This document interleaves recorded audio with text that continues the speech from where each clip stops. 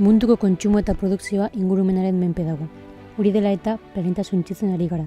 Garapen ekonomiko eta sozialak ingurumenaren suntsiketa dakar, eta gure biziraupenerako beharrezkoak diren sistemak arriskuan jartzen ditu.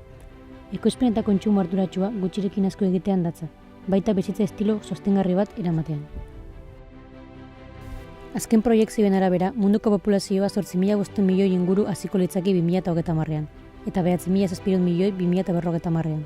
Ia 3 planetaren baliokidea beharko litzake egungo bizimoduari eusteko behar diren baliabide naturalak emateko baldintza horiek. Munduko uraren 3% baino gutxiago da edangarria, eta hortik 2,5% izoztuta dago Antartikan, Artikoan eta glasiarretan. Beraz, gizakioi 0,5% soilik geratzen zaigu gure ekosistemaren beharrak eta gure beharrak asetzeko. Munduko jendea energian eraginkorrak diren bonbiletara aldatuko balitz, munduak $120 bilioi aurreztuko lituzke urtean.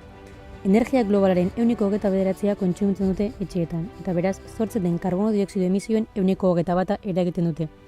Estatistika hauek aldatzea ere gure esku egon daiteke. Eta zer egin dezakegu guk egoera honi buelta emateko? Guk zerbait egin dezakegu?